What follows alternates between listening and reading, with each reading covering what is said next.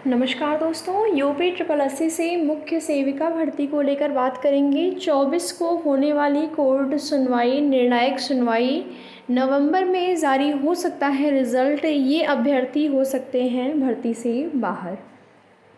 तो UP triple SC से मुख्य सेविका भर्ती को लेकर पॉजिटिव खबर ये है कि पिछली जो आपकी सुनवाई हुई थी उसमें देखेंगे कि बहस नहीं हो पाई थी, लेकिन इस डेट में यानी कि 24 तारीख को जो डेट लगी हुई है इस पे निर्णायक सुनवाई होगी। इसकी संभावना 99% है। ठीक है, 1% इसलिए नहीं है क्योंकि आपके मन में ऐसा ना हो कि आप लोग मान लें 100% हो जाएगी, फिर उसके बाद जो है अगर नहीं हो पाती है तो एक निराशा हाथ लगती है। लेकिन उस दिन जो सुनवाई हुई, उस दिन जज साहब ने जिस तरीके से कहा कि इस मैटर को हम दूसरे दिन सुनेंगे, तो वहाँ से संभव हो गया है कि अब सुनेंगे मतलब सुनेंगे। तो 24 तारीख को देखिए सुनवाई तो होना कंफर्म हो चुका है। अब ये अलग बात है कि इसमें जब किसी भी भर्ती में आप देखेंगे कोर्ट में मैटर जाते हैं तो सुनवाई अगर एक लंबी बहस भी होती है तो दोनों पक्षों को कुछ न कुछ जवाब लगाने के लिए थोड़ा सा टाइम दे दिया जाता है। तो हो सकता है कि इसके बाद एक आध डेट आपको और मिल जाए। वो डेट आपको दिवाली से पहले भी मिल सकती है या फिर दिवाली के बाद भी मिल सकती है। ठीक है, और इस डेट में आपकी सुनवाई अब देखिए नवंबर में जो आपके रिज़ल्ट को लेकर चीज़ें हैं या फिर जो जानकारियाँ आपको मिल रही हैं वो उसकी संभावना बहुत ज़्यादा है कि नवंबर में आप लोगों का परिणाम जारी हो जाएगा। अब जो है भर्तियों में तेज़ी आएगी। 25 तारीख को अलग अलग भर्तियों के अभ्यर्थी जो हैं वो एक धरने की योजना बनाई गई है यूपी ट्रिपल एससी आयोग में। जो लंबित भर्तियां हैं या फिर जिनमें एग्ज़ाम डेट नहीं आ पा रहे हैं, जिसमें डीवी नहीं हो पा रही, जिसमें प्रक्रियाएं आगे नहीं बढ़ पा रही हैं, उन सभी भर्तियों को लेकर जो है अलग अलग भर्तियों के जो अभ्यर्थी हैं वो आयोग में जाएंगे धरना प्रदर्शन के लिए। तो आप लोग भी अगर जा सकते हैं या फिर 24 तारीख तक आप वेट कर लीजिए। 25 को धरना होने वाला है, हो सकता है कि 24 तारीख को मैटर फाइनल ही हो जाए, स्टे हट जाए, तो फिर जाने की ज़रूरत ही नहीं होगी क्योंकि मैटर फाइनल होने की ही देरी है। बस स्टे जैसे ही हटा आपका रिज़ल्ट में ज़्यादा डिले नहीं होगा। अगर स्टे 24 तारीख को हट गया तो आपका रिज़ल्ट जो है वो नवंबर में जारी हो सकेगा। इसकी संभावना बहुत ज़्यादा है, बस एक बार स्टे हट जाए। अब यहाँ पर जो योग्यता को लेकर चीज़ें थी आपके नोटिफिकेशन में योग्यता संबंधित, उसमें एक बड़ा डाउट है और उस डाउट का अगर देखेंगे तो समाधान सभी लोग अपने अपने अनुमान के आधार पर बताते हैं। ठीक है, जो योग्यताएं मांगी गई थी मैं आपको पहले से ही बता रही हूँ कि उसमें कला वर्ग की बात हुई थी। तो कला वर्ग जो है वो बीए ही होता है। बैचलर ऑफ आर्ट जो है वो कला वर्ग है, बीएससी वाले जो हैं वो विज्ञान वर्ग के अंतर्गत आ जाते हैं।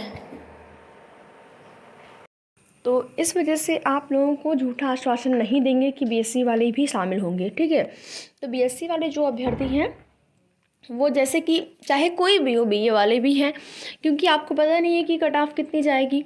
तो जितने भी आपके नंबर बन रहे हों आप उसके बाद भी अन्य अगर किसी अन्य भर्ती की तैयारी कर रहे हैं तो उसमें जुटे रहिए, केवल इसके भरोसे नहीं रहना है। ठीक है, तो क्योंकि योग्यता संबंधी जो चीज़ें हैं ना उसमें भी पेच है। वो चीज़ें भी हो सकता है कि रिज़ल्ट जारी कर दें, बाद में डीवी में छाट दें, इसकी संभावना 99% रहेगी। रिज़ल्ट जारी कर सकते हैं। ठीक है, डीवी में हो सकता है कि छटनी हो जाए अच्छी खासी। तो इसीलिए आपसे कह रहे हैं कि आप दोनों चीज़ें मान के चलें कि हो सकता है कि बीएससी वालों को शामिल किया जाए, ये भी हो सकता है कि बीएससी वालों को शामिल ना किया जाए।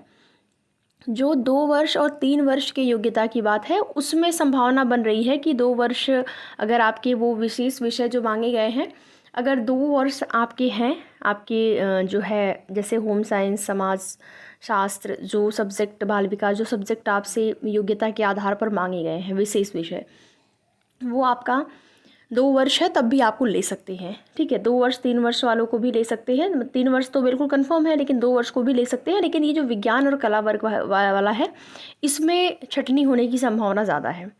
तो बाद में जैसे कि वैसे तो नोटिफिकेशन में आयोग को ये चीज़ें क्लियर कर देनी चाहिए थी ताकि अभ्यर्थी अपना टाइम ना बर्बाद करें। जो चीज़ें हों एक बार नोटिफिकेशन में क्लियर होनी चाहिए।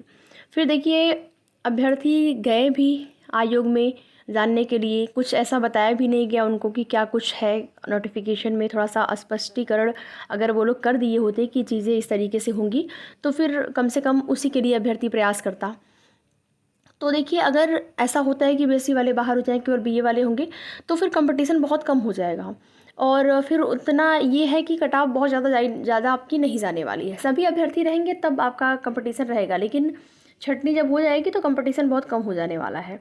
तो इसलिए आप लोग अन्य भर्ती की तैयारी भी साथ में करते रहिए और साथ ही साथ 24 तारीख का इंतज़ार किया जा रहा है। 24 तारीख को अगर स्टे हट जाता है तब तो ठीक है, नहीं तो फिर 25 तारीख को जो धरना होने जा रहा है, चूँकि अलग अलग भर्तियों को लेकर होने जा रहा है, तो आप लोग भी उसमें जा सकते हैं, अपनी मांग को लेकर अपनी मांग रख सकते हैं कि स्टे नहीं हट रहा है, स्टे को हटाएं। सरकार, आयोग, विभाग सभी लोग की जिम्मेदारी है स्टे को हटाना।